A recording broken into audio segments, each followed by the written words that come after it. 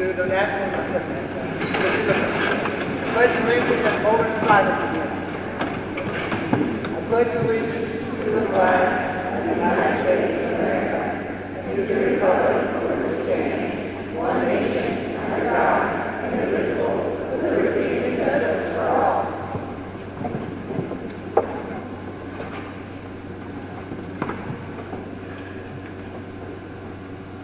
Okay, thank you.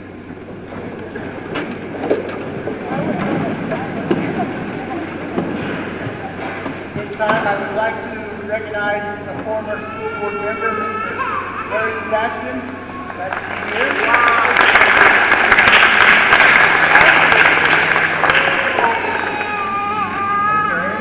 I need a motion and a second to approve the agenda. So moved. Second. All those in favor? Opposed? Okay. Now I need a motion and a second to approve the minutes of the March 19th regular board meeting. So moved. Second. All those in favor? Okay, this time I need a motion and a second on the approval of the minutes of the April 4th special board meeting. So moved. Second? Second. Okay. All those in favor? Okay. Now at this time, Mr. Chad Mills will do the recognition of the band, choir, cheer, nightline, and scholar bowl.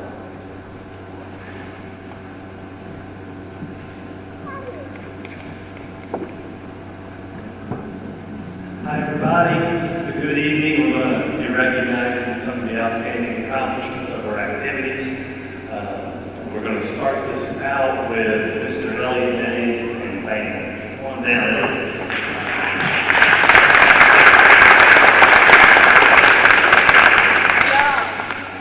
All right, howdy. So I'm going to start off, here we go, there it is. So this has been an awesome year for us as far as accomplishments of our students are concerned. This year we had 22 NAAA all-conference honor band members. We had 19 East Central all-district band members. We had 5 all-state band members. And that number 5 there is the highest number of students that Farmington has ever had in its history in the all-state band in 1 year, which is pretty cool. We also had district level solo and ensemble. We took 27 events, and 16 of them qualified for state.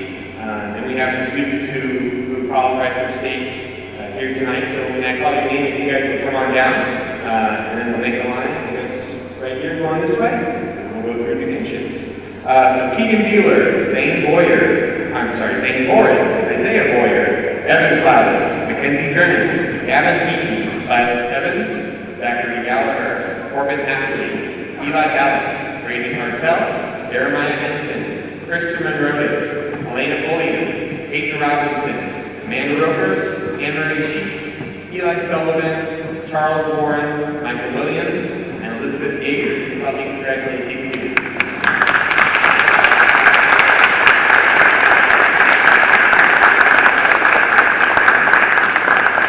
To make sure that I invited everyone and that you guys knew about our upcoming concerts. We have middle school and high school jazz on April 22nd at the Centene Center at 7 o'clock. Middle school band is the following day, April 23rd at 6:30, also at the Centene Center. And then just an hour and a half later at 8 o'clock, we have the high school band on April 23rd. And I invite you guys all to come out and support the band because the kids are doing a great job. So thank you.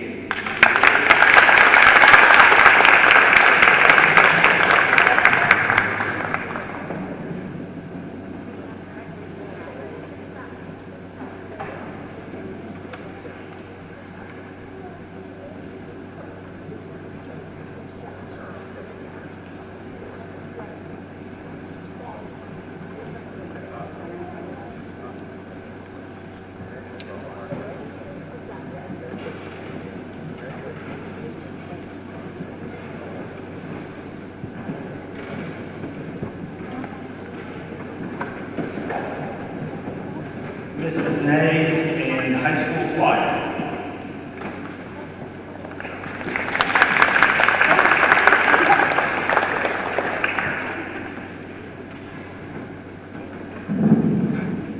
All right, we've had a great year in choir thus far and are excited to continue. In September, we had about 17 students audition for the Missouri All-District Choir for our district, and we had 4 individuals make it. Eli Halleck, Amanda Ropers, Miley Washington, and Sophie Yilmaz. Eli, Amanda, and Sophie all qualified to audition for All-State Choir, and Sophie Yilmaz was named as an All-State Choir member. This spring, we also participated in District Solo Small Ensemble Contest. We took 23 events, varying solos and ensembles, and several received exemplary ratings, which are state qualifying, and I invited those students this evening. Those students would be Eli Halleck, Brooke Ladd, Kyle Mills, Mercedes Parker, Nevaeh Parker, Amanda Ropers, Andrew Russell, Henry Stanarski, Roland Tischer, Sophie Yilmaz, and Miley Washington.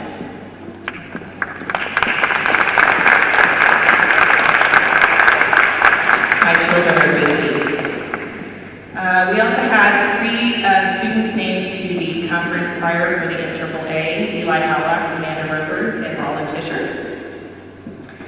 The choir also had 11 choir members cast in the spring musical and participated in 4 amazing performances, 3 of which were sellout shows.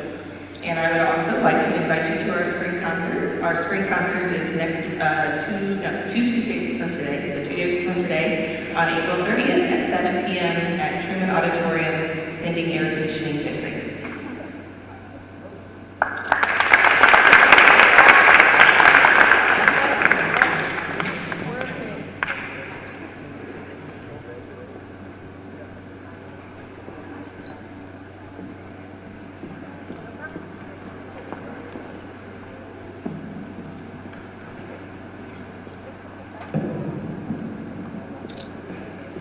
Casey Armstrong in high school cheer.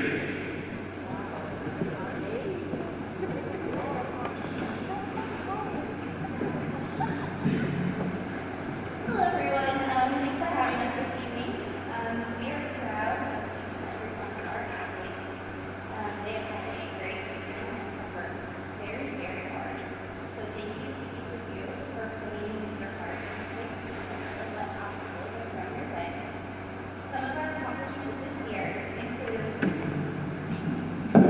a 3rd place finish at the NCCA regional competition, an 8th place finish at the NCCA state competition.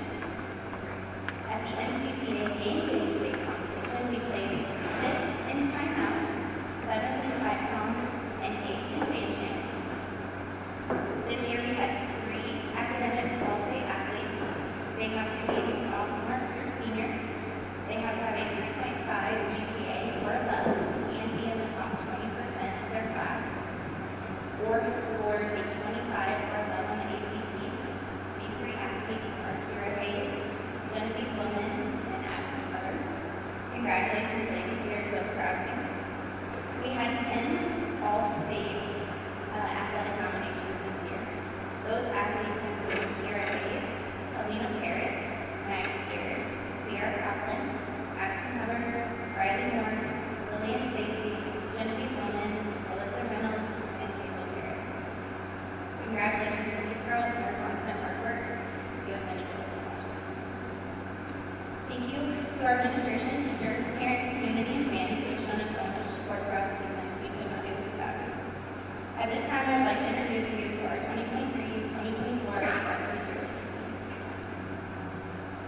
Addison Hubbard, Alyssa Reynolds, Ariana Nash, Ava Hudson, Riley Moore, Ella Gino, Genevieve Bowman, Hazel Parrott, Alina Parrott, Jayla Jarrett, Georgia Tony, Kira Hayes, Lillian Stacy, Maggie Garrett, Sierra Collins, and Taylor Wilson.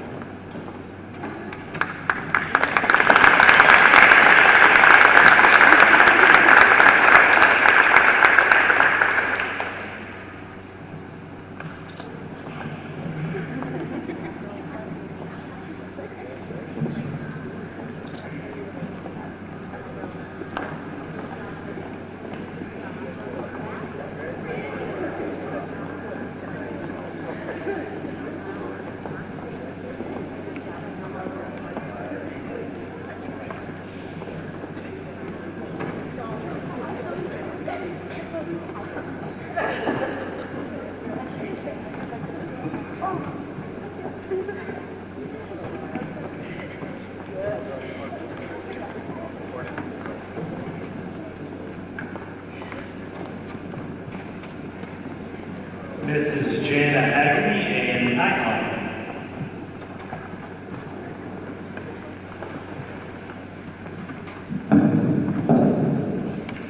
Hello, everyone. I am not Jana Haggerty. My name is Amy Sparks. I am the assistant nightline coach. Jana Haggerty could not be here because it is our tryout week, and so she's running that, and she left me in charge of the meeting. So I'm going to get started. We would like to first thank Mr. Mills for his support for all athletics and activities. We really appreciate everything you've done for us. We would also like to thank Dr. Gibbs, the board, and all of the administrators for their help as we continue to change the path of our program. Nightline had a very successful competition season on the floor and in the classroom. This season we competed in 2 regionals for JV and varsity. Our first regional was at the Fort Zumwalt North Regional.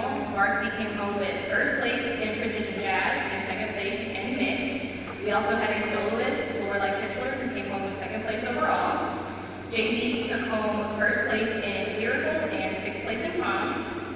Our final full team regional was at the Sugar Bears Invitational at Missouri State University, where varsity came home with first place in Division 3-4 mix and third place in Division 3-4 jazz, where JV also took home first place in prom and first place in lyrical. Our varsity team competed at the MBTA State Championship in Kansas City, where they took fourth place in precision jazz and fourth place in mix.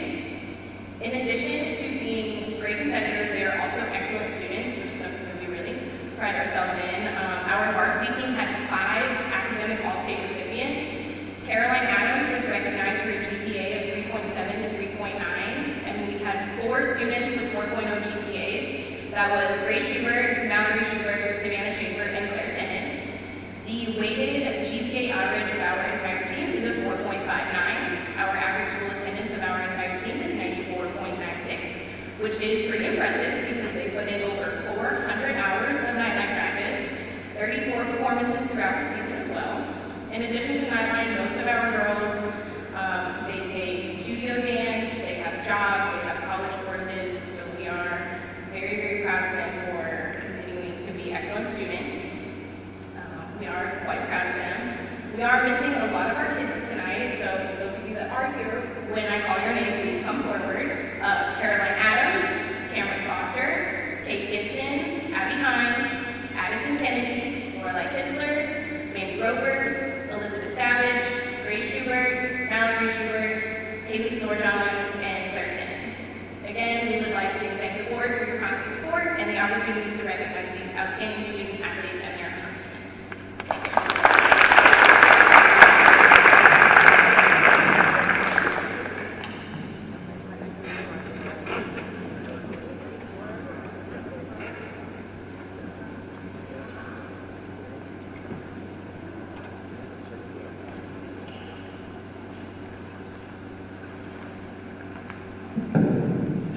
Dr. Reeves and High School Scholar.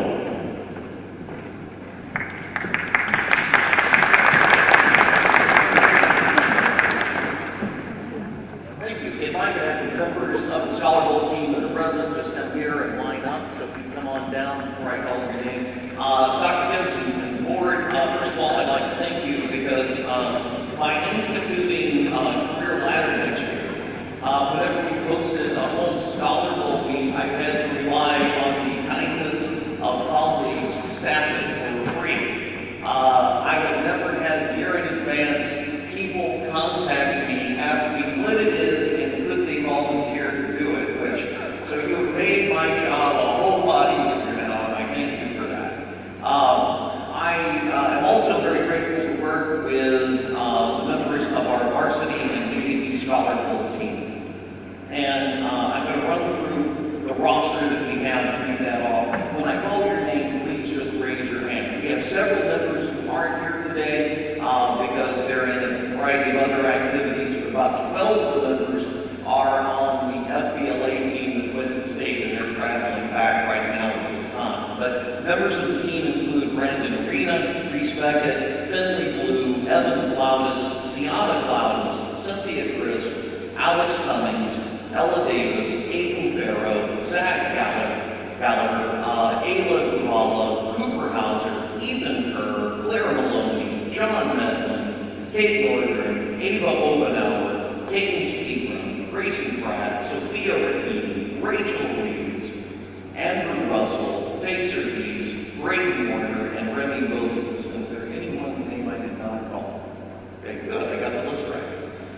So let's talk about the season. One thing I would say, I'm very proud of this group. The Scholar Bowl season starts officially in October, and for us, it ended last Saturday with districts.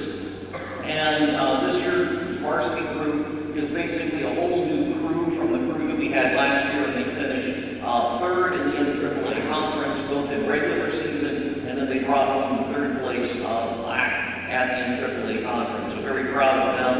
In districts, we made it to quarterfinals, but this year, Cape Notre Dame was just a little too much for us. But they had a great season, in particular, since for almost all of them was their first year. Our JV team members finished second in the NAAA this year. We also participated in 3 larger state preseason tournaments. We went to Washington University in St. Louis and participated in an all-day tournament. These students left about 5 in the morning and got back at 6 to do that for almost all of these. The other one was at Sullivan High School and Washington High School as well. I do want to point out a couple of individual achievements. She's not here because she just qualified for nationals in FBLA, but so she's traveling back with the FBLAers right now. But Kate Northern was all conference, all district, and the all Sullivan tournament team player as well. So she didn't be here today, but I want to give them a shout out. So I'm very happy to work with these students, and they're a great bunch of representatives for our high school. If you guys would please go around and if you would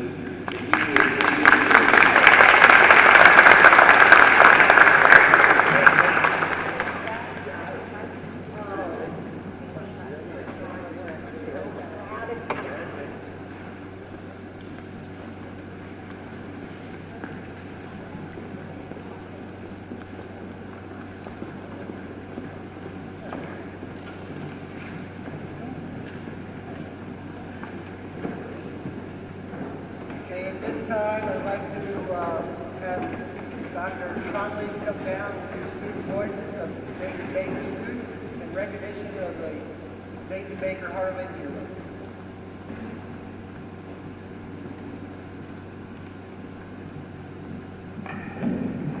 Good evening. I am Alicia Conley, the director at Daisy Baker Learning Center. Today I am here to present a research project that Mr. Weicker completed with his communication arts students. At Daisy Baker Learning Center, we strive to create a learning environment that is welcoming to all and supportive in nature by providing a variety of individual supports for students. Mr. Weicker and his students researched the history of Ms. Daisy Baker and her educational vision for students. Addison Clark, a current Daisy Baker Learning Center junior student, has narrated the presentation that you will view tonight.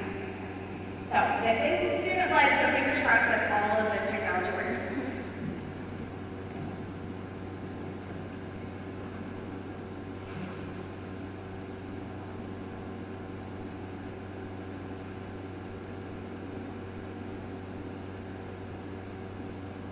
Leading up to teaching. Attended elementary school in Farmington Middle, returned to Clarksville, Tennessee to attend high school as Farmington High School was not yet trained. Attended college at Francis Rhoda College, but fulfilled her degree at Lincoln University in Jefferson City. Ms. Baker paid for her own college education by selling bars of soap for 10 cents a bar. Returning to Farmington, Ms. Baker bought her own house, where she and her mother lived.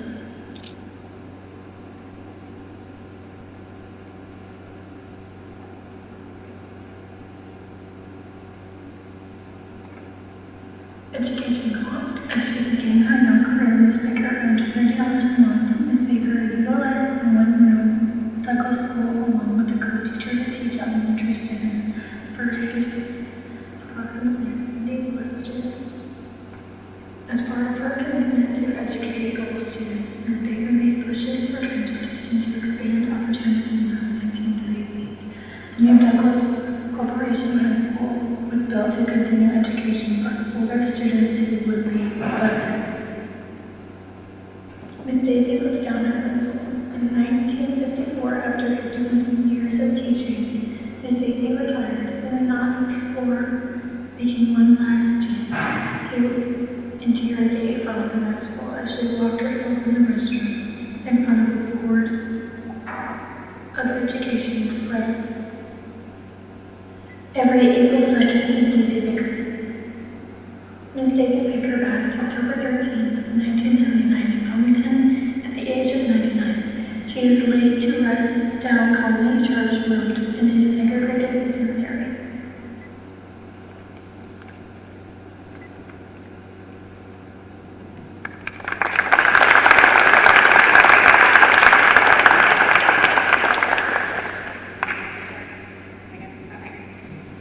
Heartland Hero is a way to recognize people in our community who have gone above and beyond to promote positive school culture and climate. They are often unsung heroes who lead quietly from behind. Many times, community or Heartland heroes go unnoticed and unrecognized. The Heartland Hero recognition is an intentional and purposeful avenue for recognizing community members to highlight their unique contributions to the district or campus. Heartland Heroes are inspiring individuals, organizations, or businesses who, through their selflessness, strength, and self-sacrifice, have been agents of change, positively benefiting others in the Farmington R7 School District. It is really anyone in our area who has stepped up and gone above and beyond in support of our school district.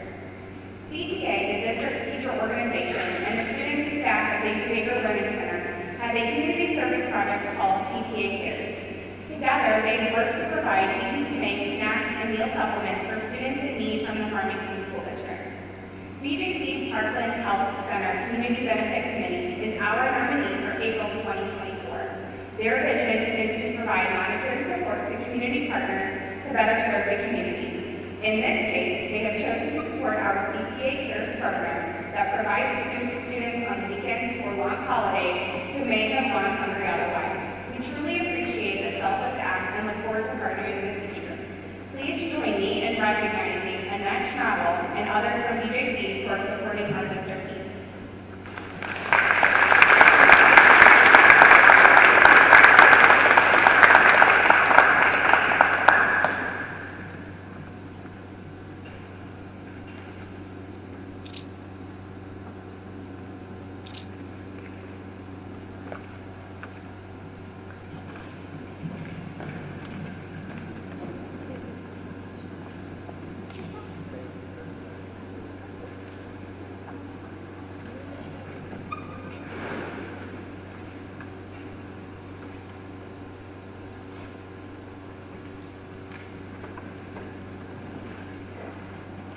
Okay, on the information, you have the information of the monthly financial report, and at this time, we have a short presentation by Dr. Ashley Kraus on the district professional development plan.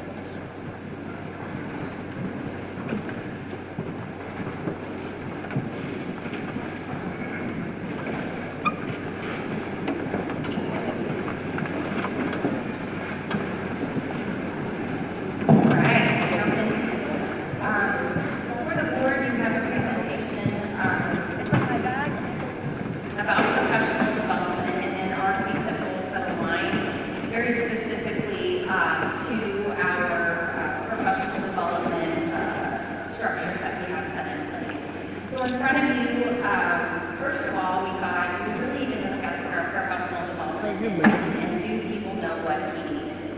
We heard a lot about it, we have invented days, but do we talk about it? So professional development, it's always aligned with the goals and priorities of the district, such as improving curriculum, assessment, instruction, increasing graduation rates, promoting social emotional learning, and these areas promote targeted training and support that helps our district make progress towards our goals. So that's what we embed and put in place so that the things that we put as goals and priorities can move forward.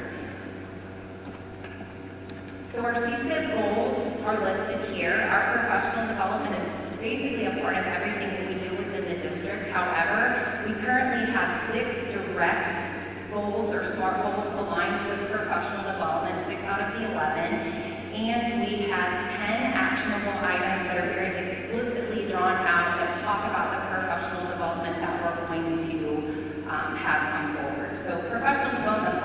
plays a vital role in improving continuous improvement and growth within our school district, ultimately benefiting both students and staff.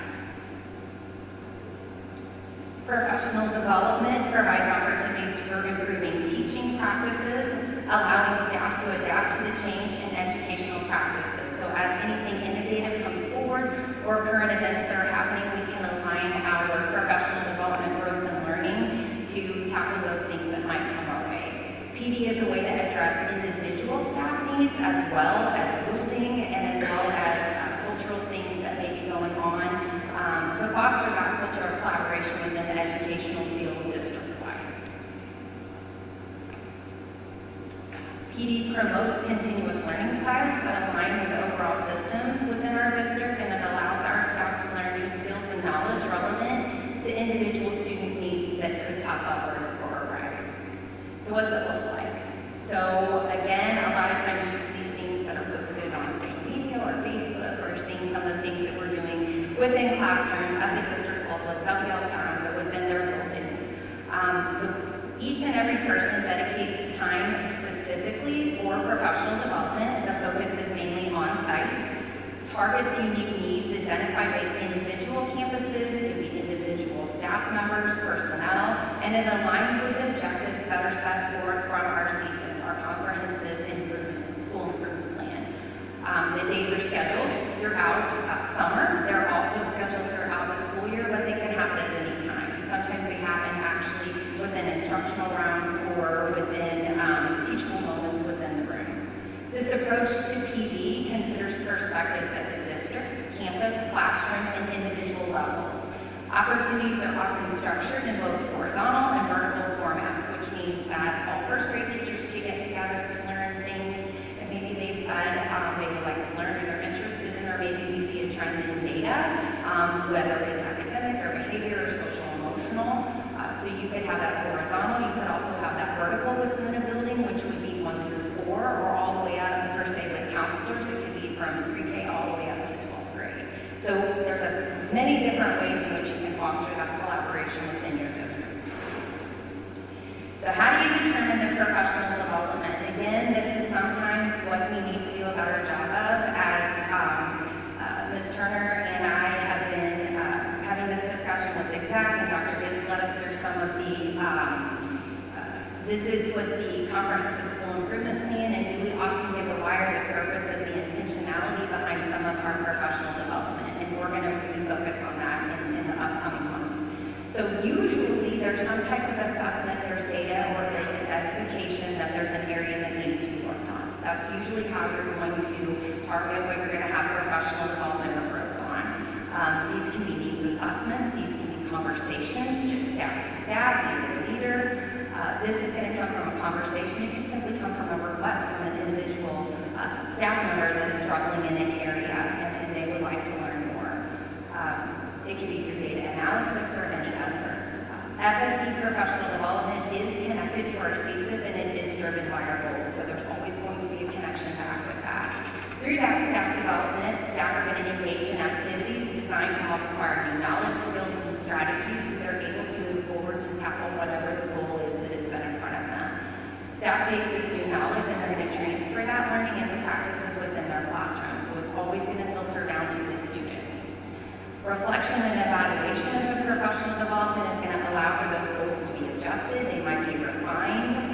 They might even be changed so that we can better do what we need to do to serve students, our community, and our staff members.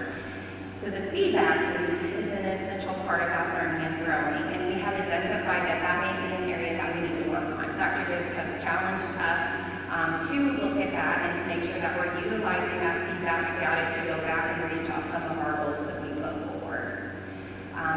Focused areas, you're going to see areas that we can improve on moving forward, using that data and making sure that we are aligning ourselves with the CSIP every single time and making sure that that feedback loop is present.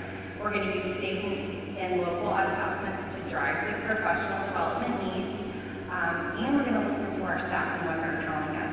Much of this information comes from staff surveys. Again, what I say about the intentionality, we feel like we're intentional at that central office level. So perhaps if staff surveys or parent surveys tell us that behavior is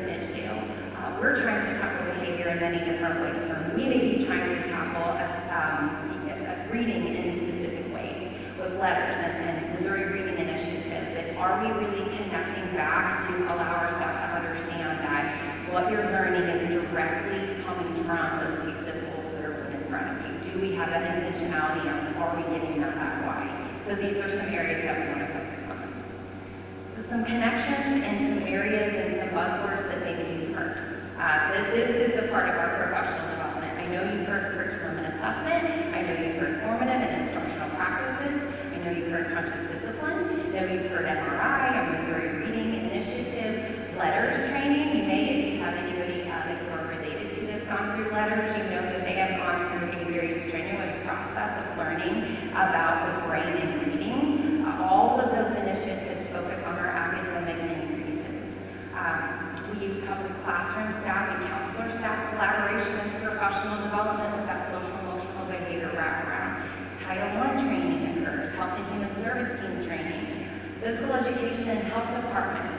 Each and every content area always has some type of professional development that is happening within their vertical alignment or horizontal as they move forward. So I've listed everything in front of you because most of you probably know that those are all buzzwords. You've heard risk assessment, threat assessment.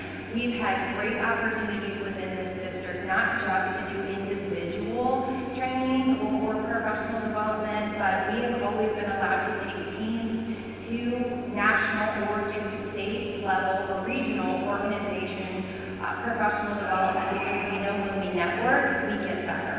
And so from those professional development opportunities, we are sometimes validated by the great things that we're doing, but also humbled in cases where we can go learn from others as well.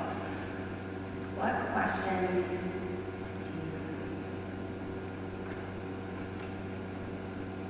A lot. I highly encourage you to come to any professional development day that we have embedded in, or come in to any of the site-based or district outlets. Thank you, Dr. Krause.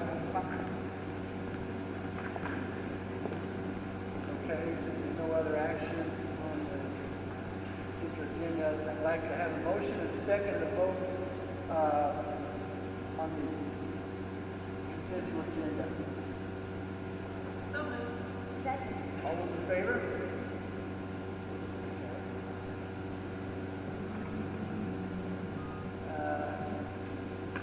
Now, Dr. Gibbs will do his district update.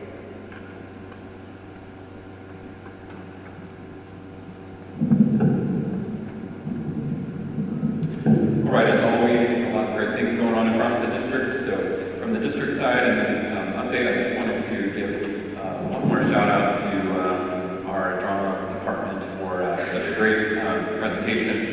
They went into spring break with those 4 performances that were talked about tonight by Ms. Nays, and just a fantastic job. So wanted to give them props for all their hard work. But on my side, we've been going around to get those career ladder meetings in that Dr. Reeves mentioned. Lots of good feedback from the staff as they're preparing their plans. I appreciate the work and support of the administration team as we roll that out.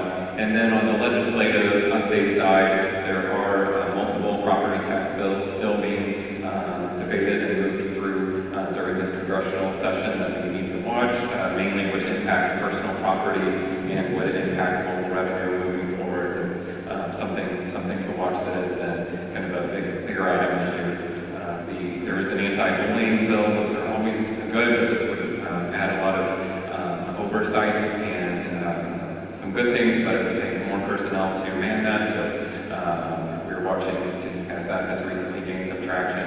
And then I believe I mentioned this previously, but the special education bill, although we always want to work with parents closely, this particular bill would just create a lot of situation where parents would make demands that we would struggle to meet and would put definite stress on our special ed staff, which is always an area we have trouble staffing. So we've been watching, and Dr. Krause and Mrs. Hill have been involved in advocating regarding that. So classified staff salary meetings were recently held 2 different times in a day, so we got some good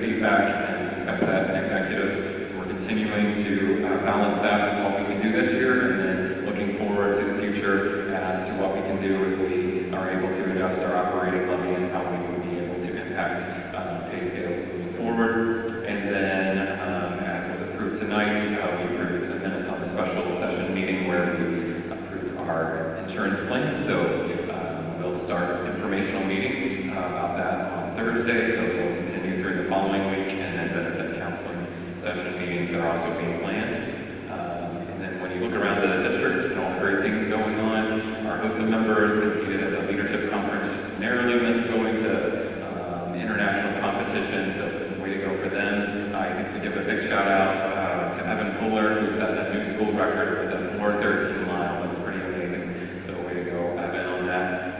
The Character Council over the middle school put together their first dance in 6 years, and it was a huge success. It was a Hawaiian luau, good event, good turnout, good behaviors, all around just a nice event for our students to be involved in. So appreciate them putting that together.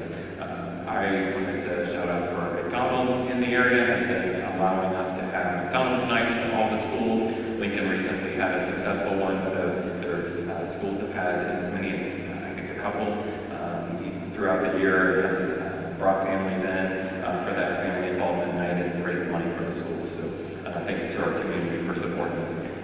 If you look down through the report that I shared, there's a lot of iReady growth that's commented on, so we've been looking at that carefully this last window to lead us into preparing for the MAP test. I was out in the building this morning, lots of preparation going on all throughout the elementaries as they make that final push for the MAP testing next week.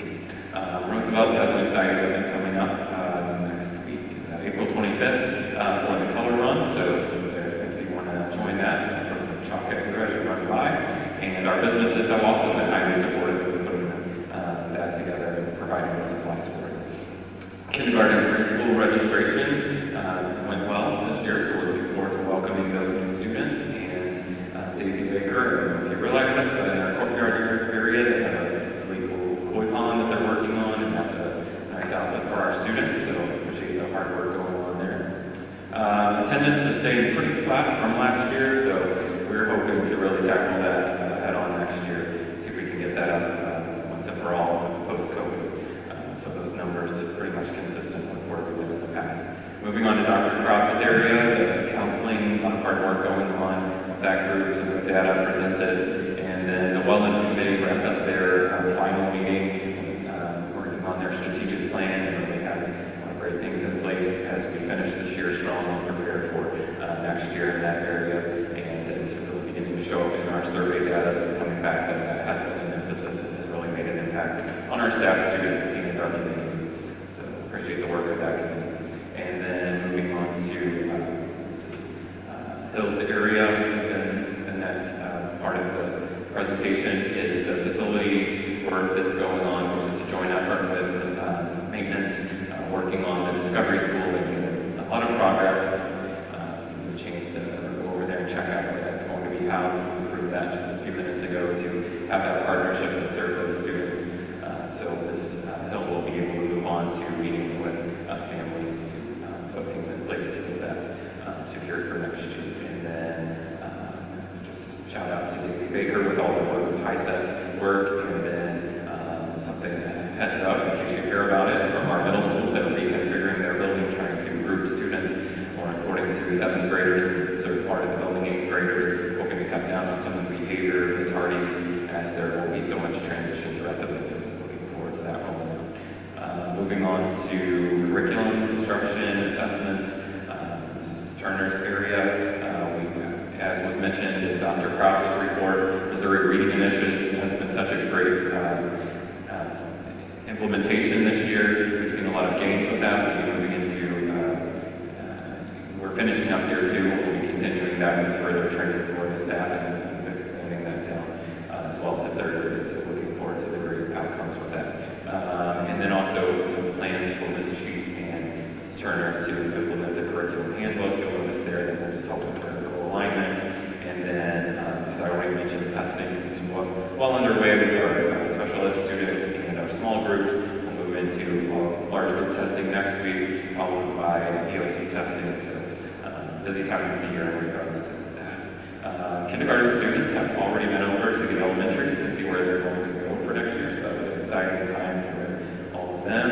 And field trips are in full swing across the district. Jefferson had a great spring festival, bringing families in. You'll see more highlights there about all the iReady growth, particularly the breakdown in Mosier